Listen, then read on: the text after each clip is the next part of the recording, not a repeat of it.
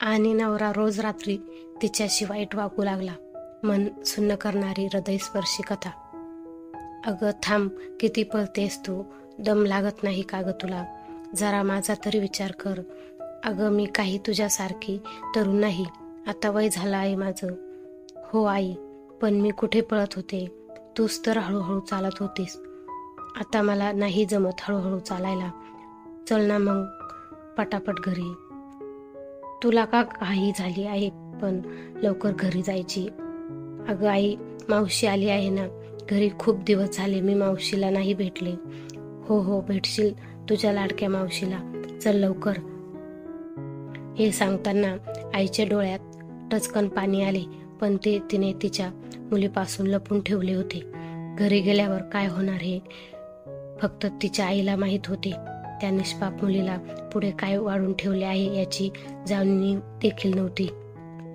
सतत हसणारी, दुसऱ्यांना हसवणारी, सतत इतरांच्या मदतीसाठी धावून जाणारी, प्रत्येक ठिकाणी आघाडीवर असणारी, अभ्यासात हुशार असणारी, खेळात चुणचुणीत असणारी, अशी ही रेखा. इयत्ता 9वी मध्ये शिकणारी, शाळेत नेहमी आघाडीवर असणारी, सर्वांची लाडकी, चंचल अशी, कोणालाही लगेच आवडेल असे सौंदर्य तिच्याकडे होते. आणि याच गोष्टीचे टेन्शन तिच्या घरच्यांना होते. एका झोपडीवजा घरात त्यांचा संसार चालू होता. घरात 5 जणे, रेखा, तिच्या 2 लहान बहिणी आणि आई वडील दोघेही शेतमजूर. ज्या दिवशी शेतात काम नसेल त्या दिवशी बाहेर गावी जाऊन ते काम करत होते. रेखा देखील कामात तरबेज होती. सुट्टीच्या दिवशी ती देखील काम करण्यास जात होती. घरात असणारी गरिबी आणि मुलीचे सौंदर्य, तिच्यावर पडणाऱ्या लोकांच्या वाईट नजरा, या सगळ्या गोष्टीमुळे तिच्या आईवडिलांना खूप त्रास होत होता. त्यातच रेखाची शहरात राहणारी मावशी तिच्या घरी आली. तिने एक उपाय देखील सांगितला रेखाच्या आईवडिलांना आणि त्यांना तो उपाय पटला देखील. रेखा घरी आल्या आल्या मावशीला जाऊन बिलगली. तिला भेटून खूपच आनंद झाला होता ना तिला. मावशी, कशी आहेस ग तू? आणि इतक्या दिवसांनी का आलीस मला भेटायला? तुला तर वेळच नसतो ना आमच्यासाठी. गाल फुगून रेखा म्हणाली. अगं असं काही नाही, पण कामामुळे मला वेळच नाही भेटत. आणि माझ्या पिल्लूला मी भेटायला येणार नाही असं कसं? आणि तुझी आठवण तर नेहमीच येत असते ना राजा, लढीवाळपणे तिची मावशी तिला म्हणाली. हो ना मावशी, मग आता राहा चांगले 15 दिवस, मस्त मजा करू आपण. चालेल ना? हो, तर मी चांगले महिनाभर थांबणार आहे. तू जा म्हणालीस तरी मी जाणार नाही. बरं, मला चहा करून आणशील का?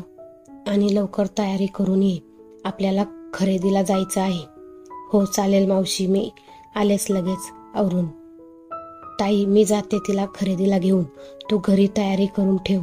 मी इतर कामे करून घेतली आहेस, ठीक आहे ना? निघू मग मी. लवकर येतो आम्ही, काळजी नको करूस.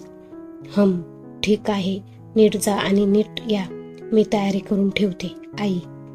मावशी आणि रेखा शहरात जाऊन मस्तपैकी खरेदी करून येतात. त्यात साडी, दागिने, सँडल यासारखी खरेदी करून ते घरी परततात. रेखाला काय चालू आहे याची कल्पना देखील नसते. घरी आल्यावर तिला घरी काही पाहुणे दिसतात. काय चालू आहे, कसला कार्यक्रम आहे का, हे देखील तिला कोणी सांगत नाही. घरच्या अंगणात तिला छोटासा मंडप टाकलेला दिसतो. दुसऱ्या दिवशी तिला छान तयारी करून अंगणात आणले जाते. तेथे तिची ओटी भरली जाते. बाहेर सनई चौघड्यांचा आवाज घुमत असतो. ती सर्वांना विचारायचा प्रयत्न करते, पण तिला कोणीही काहीच सांगत नाही. तिची आई डोळ्याला पदर लावून फक्त एका कोपऱ्यात उभी असते. बहिणी वडील काम करण्यात व्यस्त होते. दारात पाहुणे आल्यावर तिची आई मावशी आरतीचं ताट बाहेर घेऊन जातात आणि त्या पाहुण्यांना ओवाळून आत येतात. त्यांची उठबस केली जाते. त्यांना काय हवं नको ते बघितलं जातं. थोड्या वेळाने रेखाला बाहेर आणलं जातं. तिच्या समोर आणि त्या पाहुण्यांसमोर अंतरपाठ धरून मंगलाष्टका म्हटल्या जातात. अंतरपाठ दूर केल्यानंतर रेखाला तिच्या वयापेक्षा 10 ते 12 वर्षांनी मोठा असलेला नवरदेव तिच्या पुढे उभा असलेला दिसतो. या गोष्टी अचानक कळल्यामुळे तिच्या पायाखालची जमीनच सरकते. आपल्याला काहीही न सांगता आपल्या आई वडिलांनी आपले लग्न आपल्यापेक्षा 10 ते 12 वर्ष वयाने मोठ्या असलेल्या माणसाशी लावून दिले. हे तिच्या मनाला पटत नाही, पण तिच्या पुढे दुसरा कोणताही पर्याय उरलेला नसतो.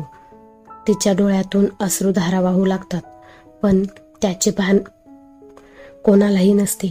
तिच्या विश्वासघाताची कल्पना पण नसते कोणाला. पाठवणीच्या वेळेस तिची मावशी तिला 4 गोष्टी समजावून सांगत होती. हे बघ बाळा, आम्हाला तू चुकीचं समजू नको. आम्हाला समजून घे. आम्ही असं का केलं? तुला मुद्दाम काही सांगितलं नाही. आम्हाला वाटलं की तू नकार देशील लग्नाला. तू आपली परिस्थिती समजून घेशील ना बाळा. तुझ्यासाठी निवडलेला मुलगा खरंच खूप चांगला आहे. चांगली नोकरी आहे, शहरात घर आहे. आणखी काय हवे आहे? बाळा, तू चांगली राहा त्यांच्यासोबत. त्यांचं सगळं ऐकायचं, त्यांना उलट उत्तरे द्यायची नाहीत. आम्ही जे काही केलं ते तुझ्या चांगल्यासाठीच केलं, हे लक्षात ठेव. आम्हाला वाईट समजू नकोस. आनंदी राहा. मावशी असं बोलल्यानंतर आपण काय बोलणार, कोणाला आणि काय जाब विचारणार, हाच विचार रेखा करत होती. कोणाला काही विचारावे या मनस्थितीत पण ती नव्हती. तिच्या आईवडिलांनी तिची समजूत काढण्याचा प्रयत्न केला. तुझ्याकडे असलेले सौंदर्य, आपली गरीब परिस्थिती, तुझ्या मागे असलेल्या तुझ्या लहान 2 बहिणी, तुझ्यावर असणारी ती घाणेरडी नजर, यामुळे आम्ही तुझं लग्न लावून दिलं. आम्ही चुकीचं वागलो. तुझ्याशी पण आम्हाला समजून घे आणि माफ कर बाळा आम्हाला. रेखाची आई रडत होती. तिला ही गोष्ट पटली नव्हती, पण ती तरी काय करणार? तिच्या दुसऱ्या मुलींची पण तिला काळजी होती. पण आई, तू हे मला आधी का नाही सांगितले? मला न सांगताच तू हा निर्णय का घेतलास?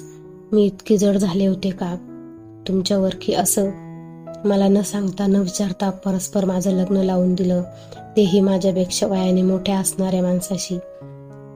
का आई बाबा, तुम्ही असे का वागलात? सांगा ना मला. मी जड झाले असं सांगितलं असतं तर कुठेतरी दूर निघून गेले असते, पण तुम्हाला त्रास नसता दिला मी. पण अशी फसवणूक का केली माझी आई बाबा? रेखाचे रडून रडून डोळे सुजले होते.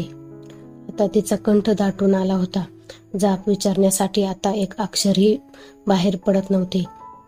तिच्या आई वडिलांनी तिच्या सौंदर्याला आणि त्यांच्या गरीब परिस्थितीला दोष देऊन ते नामानिराळे राहिले. त्या निष्पाप मुलीकडे दुसरा कोणताही पर्याय शिल्लक राहिला नव्हता.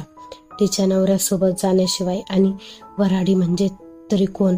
तर फक्त तिचा नवरा, तो एकटाच आला होता त्याच्या लग्नाला. आणि घरी जाताना तो रेखाला घेऊन चालला होता. आज रेखाची सगळी स्वप्ने धुळीला मिळाली. शिकून चांगलं मोठं व्हावं, आईबाबांना आनंदी ठेवावं. पण आज शिक्षणाचं स्वप्न तर पायंदळीत उडवलं होतं. रेखा तिच्या घरी नवऱ्यासोबत तिच्या घरी आली. घर तरी कसे? पुलाखाली एका झोपडपट्टीत तो राहत होता. त्याच्याबद्दलच एक खरं खोटं निघालं होतं, हेही स्वीकारलं तिने. काही दिवस तिच्या नवऱ्याने तिची खूप चांगली काळजी घेतली. तिला काय हवं नको ते तो बघू लागला. तिची मर्जी सांभाळू लागला. तिला समजावून घेत होता. ती देखील त्याच्यामध्ये त्या ठिकाणी मिसळून गेली. रेखा आधीपासूनच बोलायला खूप बडबडी होती. काही दिवसातच ती आजूबाजूला सगळ्यांची लाडकी झाली. गल्लीतली पोरं तिच्याशी बोलायला यायची. ती पण निरागसपणे सगळ्यांशी आपुलकीने वागायची. हळूहळू तिच्या नवऱ्याचा स्वभाव बदलू लागला. तो तिच्यावर संशय घेऊ लागला. तिला वाटेल तसं बोलू लागला. तिचं इतरांशी बोलणं त्याला आता खटकू लागलं. फुलासारखी काळजी घेणारा तो आता खूप बदलला होता. त्यात त्याला दारूचेही व्यसन होते. काम देखील नीट चाललेले नव्हते. त्यामुळे ती 4 घरची धुनी भांडी करायची आणि घर चालवायची. दारूच्या व्यसनाने त्याचे काम देखील सुटले होते. दारूसाठी तो तिला पैसे मागू लागला. आधीच घर कसं बसं चालायचं, त्यात त्याचे पैसे मागणे चालूच होते. ती तरी त्याला कुठून पैसे देणार? ज्या दिवशी तिने त्याला पैसे नाही दिले त्या दिवशी तो तिला मारझोड करू लागला. तिच्या मनाविरुद्ध तिचा उपभोग घेऊ लागला. सकाळ संध्याकाळ तो दारू पिऊन वाईट वागू लागला. त्यांच्या मनात येईल तसं तेव्हा तिला मारहाण करून तिच्याशी लगट करत तिला शिवीगाळ करणं चालूच होतं. त्यातच तिला दिवस गेले. 2 वेळचं जेवण मिळणेही खूप अवघड झाले. तरीही ती आपल्या बाळासाठी कष्ट करत होती. यात सर्वात तिचे बालपण कुठेतरी आधीच हरवले होते. पण आता तिचे तारुण्यही कुठेतरी हरवल्यासारखे वाटत होते. 20 वर्षाची मुलगी आता 40ची दिसत होती. कमी वयातच तिच्यावर मातृत्व लादलं गेलं होतं. तरीही ती तिच्या नवऱ्याला द्यायत नव्हती. सकाळी उठायचं, दारू ढोसायची, तिच्याकडून पैसे हिसकावून घ्यायचे हेच काम सुरू होते. रेखा 20 वर्षाची असून देखील कमी वयात आलेल्या मातृत्वाने आणि अपार कष्टाने आता 40ची वाटत होती. शरीराचा पूर्ण सापळा दिसत होता. पोट आणि पाठ एका सरळ रेषेत आल्यासारखे वाटत होते.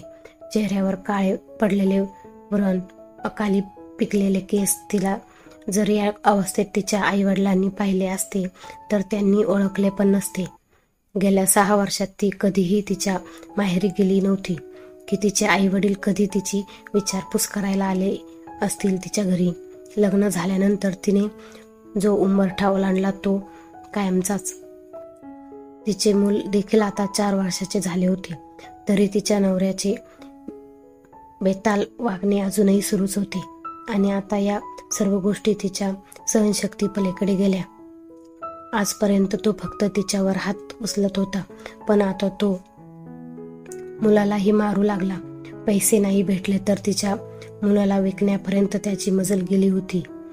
इतकी वर्षात अत्याचार सहन करून ती थकली होती. तिला काहीही झाले तरी चालणार होते, पण तिच्या मुलाला काही झालेले तिला आवडणार नव्हते. ती जेथे कामाला जात होती त्या ताईची मदत घेऊन तिने पोलीस केस करायची ठरवली आणि घटस्फोट घ्यायचा ठरवलं. तिने तिच्या नवऱ्यावर पोलीस केस केली. पोलिसांनी काही दिवस त्याला आत पण टाकले, पण काही दिवसांनी तो सुटून परत आला आणि तिला त्रास देऊ लागला. तिने परत एकदा पोलिसांना सांगितले. त्यांच्या भीतीने तो हे शहर सोडून निघून गेला. ती आता काही दिवसांसाठी तिच्या माहेरी गेली, पण तिथे तिला ओळखायला पण कोणी तयार नव्हते. एका अनोळखी माणसासारखी वागणूक मिळाली. तिच्या आईने तर तिला स्पष्ट सांगितले, तुझा आणि आमचा आता काहीही संबंध राहिला नाही. तशीच हताश होऊन ती परत आपल्या घरी आली. सगळ्याच गोष्टी तिच्या हातातून निसटल्यासारख्या वाटत होत्या. तरीही तिने माघार नाही घेतली. ती आणि तिचा मुलगा दोघेच आता घरी राहतात. लोकांची धुनी भांडी करून ती मुलाला शिकवत आहे. तेच दोघे आता एकमेकांचा आधार झाले. आता पोलीस केस करून 12 वर्ष झाली, तरीही तिला अजून न्याय मिळाला नाही. ज्या दिवशी तारीख असेल त्या दिवशी तिचा नवरा फरार असतो आणि कोर्ट पुढची तारीख देते. तारखेवर तारीख पडत आहे, पण तिला न्याय काही मिळत नाही. अजूनही ती तिला न्याय मिळेल या अपेक्षेमध्ये आहे. घटस्फोटाची वाट बघत आहे. शेवटी चूक झाली कोणाची? तिच्या आईवडिलांची, नातेवाईकांची, समाजाची की तिची? शेवटी चूक झाली कोणाची? काय चूक झाली होती रेखाची? काहीच नाही. तरी देखील तिच्या वाट्याला हे भोग का आलेत? प्रत्येक वेळी चूक करायची दुसऱ्याने आणि शिक्षा भोगायची दुसऱ्याने. किती दिवस हे असेच चालू राहणार आहे? कधी बदलणार आहे समाजाची मानसिकता? काहीही चूक नसताना निष्पाप रेखाला दुसऱ्याच्या चुकीची शिक्षा भोगावी लागत आहे. त्यात शेवटी चूक कोणाची होती? कथा आवडल्यास लाईक करा, सबस्क्राईब करा आणि कमेंट करायला विसरू नका.